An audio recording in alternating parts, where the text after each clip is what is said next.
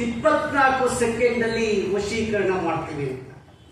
ರಾಷ್ಟ್ರೀಯ ಜಾಹೀರಾತು ನೀತಿ ಅಡಿಯಲ್ಲಿ ಔಷಧಿಗಳು ಮತ್ತು ಮಾಂತ್ರಿಕರು ಅದನ್ನು ಪರಿಶೀಲನೆ ಮಾಡಿದ್ರೆ ಜಾಹೀರಾತು ಕೊಡೋ ಆಗಿಲ್ಲ.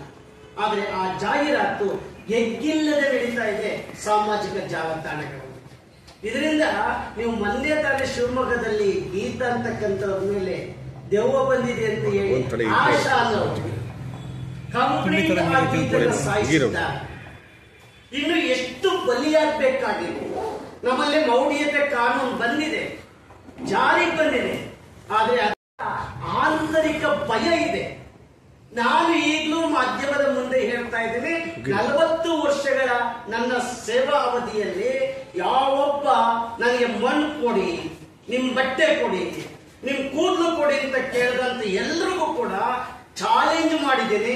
ನನಗೆ ವಾಮಾಚಾರ ಮಾಟ ಮಂತ್ರ ವರ್ಕೌಟ್ ಆಗಿಲ್ಲ, ಆಗೋದು ಇಲ್ಲ ಅನ್ನೋದನ್ನ ನೇರ ನಿಷ್ಠುರದಿಂದ ಹೇಳ್ತಾ ಇದ್ದೀನಿ.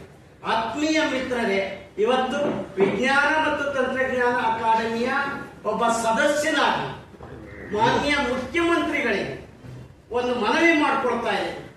ನಮ್ಮ ಲಾ ಪೀಪಲ್ ಟ್ರಸ್ಟ್ ಅಡಿಯಲ್ಲಿ ಏನದು, ಮಾನ್ಯ ಮುಖ್ಯಮಂತ್ರಿಗಳೇ, ನಿಮ್ಮ ಅಧಿಕಾರಾವಧಿಯಲ್ಲಿ ಮೌಢ್ಯತೆ ಕಾನೂನು ಜಾರಿಗೆ ಬಂದಿದೆ. ಆದ್ರೆ ಅದರಡಿಯಲ್ಲಿ ಎಷ್ಟು ಕೇಸ್ಗಳು ಬುಕ್ ಆಗಿದೆ ಅದು ಮುಖ್ಯವಾಗಿ ಬೇಕಾಗಿದೆ.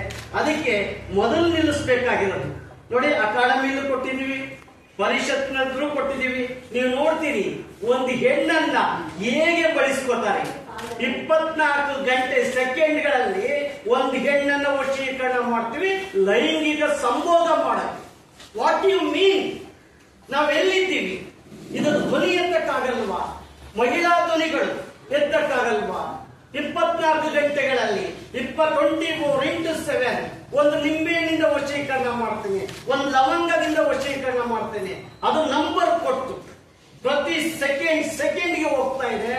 ನಮ್ಮ ಮನಸ್ಸು ಎದುರಿಕೊಂಡು ಕೇಸ್ ಆಗ್ದಲೆ ದೈಹಿಕವಾಗಿ ಮಾನಸಿಕವಾಗಿ ಬಳಲ್ತಾ ಇದ್ದಾರೆ. ಜನ ಅಮಾಯಕರು ಬಳಲ್ತಾ ಇದ್ದಾರೆ, ಎದುರಿಕೊಳ್ತಾ ಇದ್ದಾರೆ. ದಯಮಾಡಿ ಮಾಧ್ಯಮ ಮಿತ್ರರು ಇದನ್ನ ನೋಡಬೇಕಾಗಿದೆ.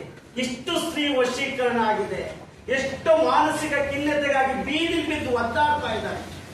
ದಯವಿಟ್ಟು ನಮ್ಗೆ ವಾಮಾಚಾರ ಮಾಟ ಮಂತ್ರ ವರ್ಕೌಟ್ ಆಗಲ್ಲ. ಪಳ್ಳು ಜ್ಯೋತಿಷಿಗಳು, ಪಳ್ಳು ಮಾಂತ್ರಿಕರು ಕೊಳ್ಳೇಗಾಲದ ಹೆಸರು ಹೇಳ್ಕೊಂಡು ಮಾಡ್ತೀನಿ ಅಂತ ಹೇಳ್ತಾರೆ.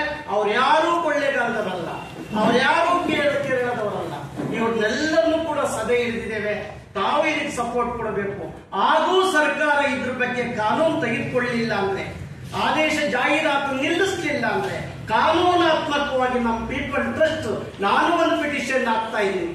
ಖಂಡಿತ ನಿಂತ್ಕೊಳ್ಳೋಣ. ಇದು ವಾಮಾಚಾರ ನಡೆಯಲ್ಲ ಅನ್ನೋದನ್ನ ಸಾಕ್ಷಿ ಸಮೇತ ನಿಮ್ ಮುಂದೆ ಕೊಡ್ತಾ ಇದ್ದೀನಿ. ನೋಡಿ, ಅವ್ರ ನಂಬರ್ ಕೊಡ್ತಾರೆ, ಎಗ್ಗಿಲ್ಲದೆ ನಂಬರ್ ಕೊಡ್ತಾರೆ. 5,000, 50,000, 25,000, 4 ಲಕ್ಷ ದುಡ್ಡುಗಳನ್ನ ಪೀಕ್ತಾ ಇದ್ದಾರೆ. ಜನ ಎದುರಿಕೊಂಡು ಕೊಡ್ತಾ ಇದ್ದಾರೆ. ಇದನ್ನೆಲ್ಲ ನಿಲ್ಲಿಸಬೇಕು ಅಂತ ಹೇಳಿ ನಾನು ಮನವಿ ಮಾಡಿಕೊಡ್ತಾನೆ.